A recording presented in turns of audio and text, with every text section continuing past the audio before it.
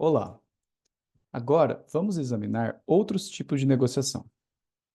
O primeiro tipo é o jogo de soma zero. É fácil entender a razão do nome soma zero quando fazemos um pequeno exercício matemático. A premissa do jogo de soma zero é que a quantidade total do objeto da negociação tem um tamanho fixo igual a zero. Em outras palavras, as negociações são soma zero quando a soma entre os ganhos das partes obtidos pela negociação é igual a zero. Isso implica que qualquer ganho para uma das partes deve necessariamente significar uma perda de valor equivalente para as outras partes. Um exemplo seria a relação entre um credor e um devedor. O ganho do credor deve ser equivalente à perda do devedor. Esse tipo de negociação caracteriza, por exemplo, discussões de orçamento ou salários.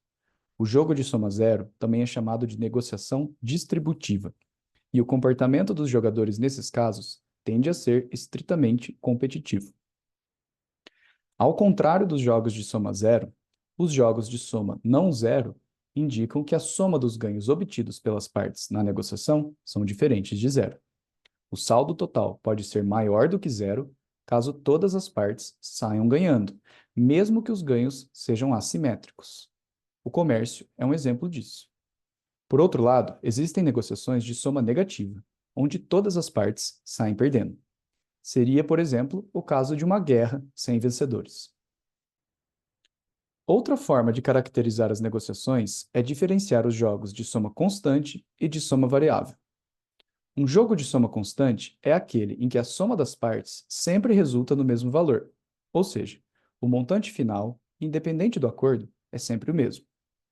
Vamos usar um exemplo concreto. Dividir um bolo de 10 quilos.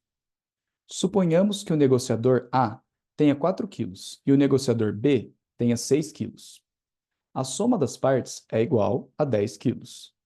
Mesmo que a negociação resulte em ambos os negociadores terminando com 5 quilos cada, a soma das partes continuará sendo 10 quilos.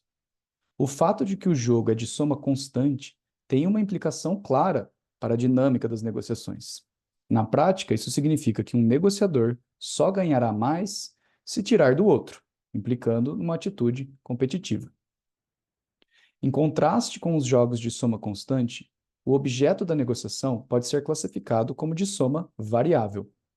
Como o nome sugere, a quantidade total do objeto da negociação varia dependendo da dinâmica da interação e das estratégias adotadas pelos negociadores, e não tem um tamanho fixo. Em outras palavras, um jogo de soma variável ocorre quando o tamanho do bolo muda conforme as negociações. O bolo pode aumentar ou diminuir. Se o tamanho do bolo aumenta com as negociações, é uma negociação integrativa, gerando novo valor. Esse tipo de negociação tende a favorecer atitudes cooperativas. Se o tamanho do bolo diminui, é uma negociação predatória. É possível perceber, então, que o comportamento dos negociadores é função da natureza do objeto negociado. Um dos maiores trunfos dos negociadores de sucesso é conseguir transformar barganhas distributivas, onde um só ganha quando o outro perde, em barganhas integrativas, quando todos saem ganhando. Agora vamos falar sobre jogos de dois níveis. Esse nome se refere ao fato de que as negociações, sejam domésticas ou internacionais, raramente ocorrem em um único nível, ou seja, ao nível da mesa de negociação, que chamamos de nível 1. Tipicamente, os negociadores representam algum grupo, empresa, instituição ou governo, e assim o negociador é uma pessoa que recebe uma delegação para negociar. Em outras palavras, há um segundo nível de negociação, que chamamos de nível 2, que ocorre entre o negociador e o grupo que ele representa. Em termos gerais, o agente de uma negociação deve representar o interesse mediano do seu grupo, isso é, onde a mediana divide o espectro de interesses exatamente pela metade.